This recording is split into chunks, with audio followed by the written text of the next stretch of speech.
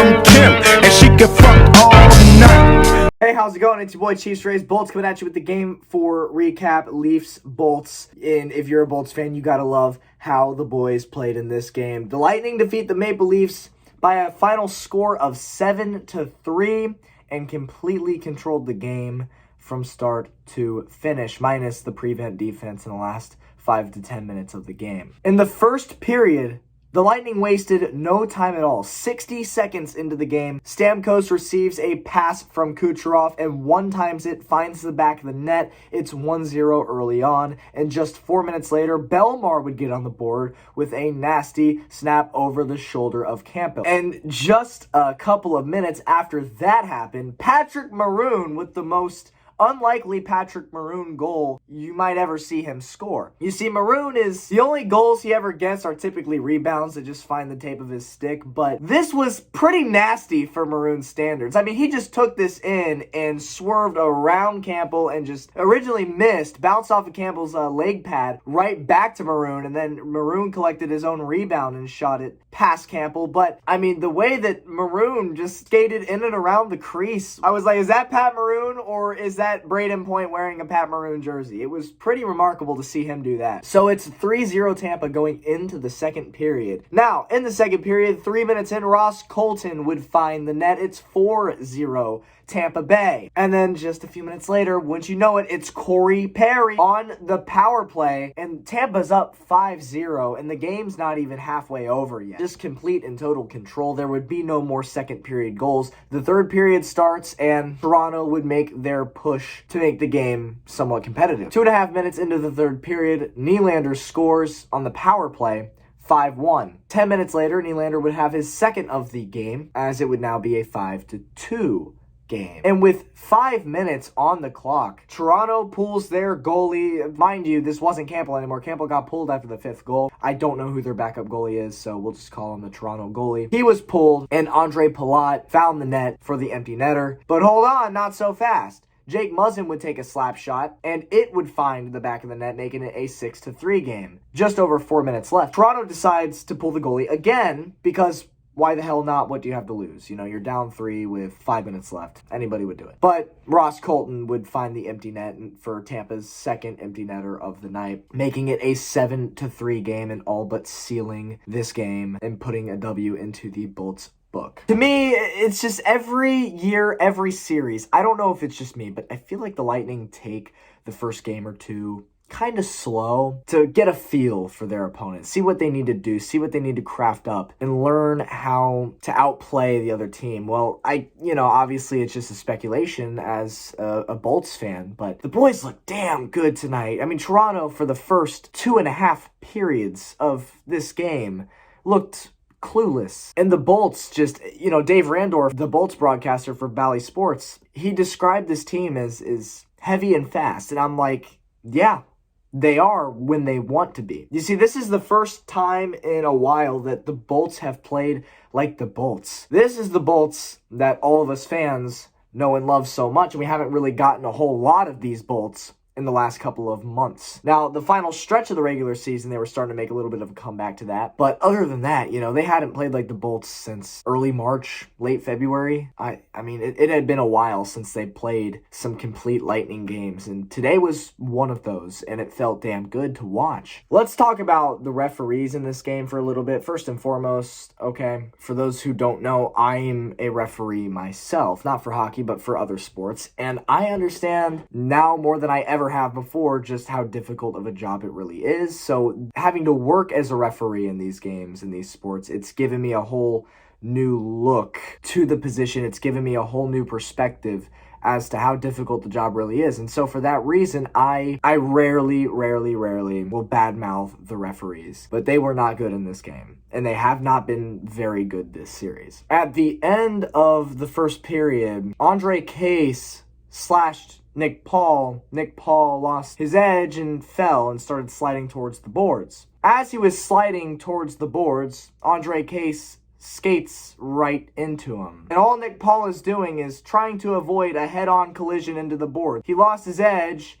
and is sliding from the goalie crease to the boards, which is, if you know hockey, that's not a very far distance. So Nick Paul, all he's trying to do here is not hurt himself by going head first into the boards. And what does Case do? He comes around and Case trips over Paul. Paul is not even paying attention. He's just trying to protect himself. And Case just trips over Nick Paul as, what is Paul supposed to do, right? Well, instead of Andre Case being the only one getting a penalty for the slash, the referees call Nick Paul for a tripping because Case had tripped over Nick Paul while Nick Paul was sliding into the boards. This is the worst call I've seen this season. It's a candidate for one of the worst calls, certainly, that I've ever seen in hockey. I can't understand how on earth that should ever be a penalty in Nick Paul's case. I just don't get it. It wouldn't really matter as nobody scored on the following 4-on-4, but it's still frustrating to see that get called because the Lightning should have had a power play there. Now, later on, Hedman would get called for tripping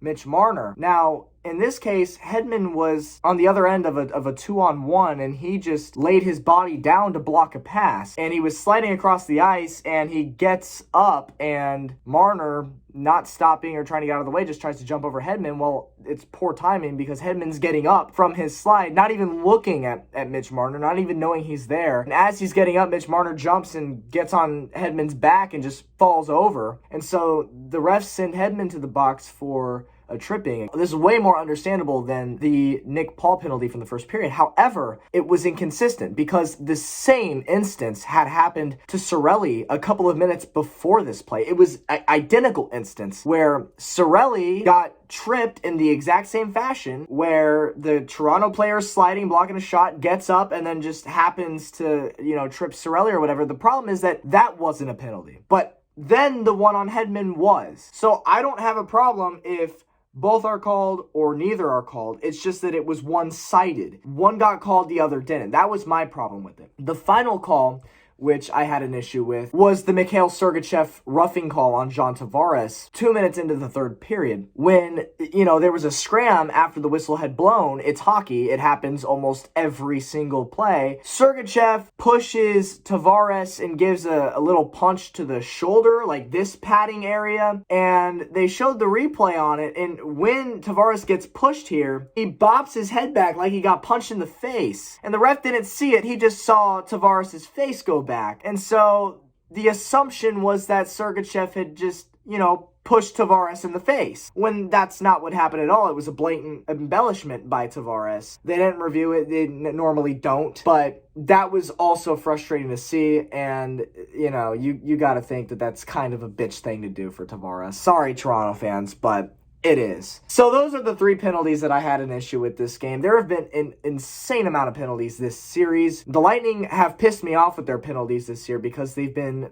very undisciplined. They take a lot of stupid penalties, but I feel like in this series they've kept the stupid penalties to a minimum, and it's just the refs calling everything after everything after everything after everything. In the playoffs, the intensity volume strikes up. Games are going to be harder. Games are going to be a lot more intense, heavy hitting, whatever you want to say. And so the fact that this ref crew has been consistently calling penalties this whole series, like it's a regular season game, I don't agree with it. I think in the playoffs, you have to start letting things go unless they're blatantly obvious. So regardless of who comes out on top in this series, I hope that whoever they go to next round, that they'll have a better ref crew. Because so far, this has not been ideal in my eyes on the topic of the officiating. So this best of 7 series is now a best of 3, with 2 of the games being played in Toronto. The Lightning keep their streak alive of not losing back-to-back games in the playoffs. Again, the Lightning have not lost back-to-back games in the playoffs since they got swept to Columbus in 2019. It's a remarkable stat, and the fact that, it keeps continuing, the trend just doesn't stop. They will not lose 2 games in a row. They just refuse to do it. And damn well Toronto knows this. Damn well Toronto came into this game thinking, wow, well, I want to end that curse because there's they can't keep getting away with this. But they do. They keep winning after losing, and I wish it wouldn't have to come to this because it's a 2-2 series. I think it's undoubtedly going to go to 7, but at the end of the day, we'll see. In my eyes, this was a must-win for the Lightning, and they won it, and it's a whole new series to me. The Lightning have not played with a whole lot of intensity. They've been getting outplayed a bunch, particularly through the first 3 games. Again, game 2 that the Lightning won, yeah, they won, but it was close by the end of it, and they scored 3 out of their 5 goals on the power play. It was just Toronto being undisciplined that game. And so had they not taken so many penalties, there's a very realistic shot that the Maple Leafs could have come into tonight's game up 3-0 in the series. So I will say, I think the Lightning, for the first time in the series, truly outplayed the Maple Leafs. And yeah, sure, I guess they outplayed in game 2, but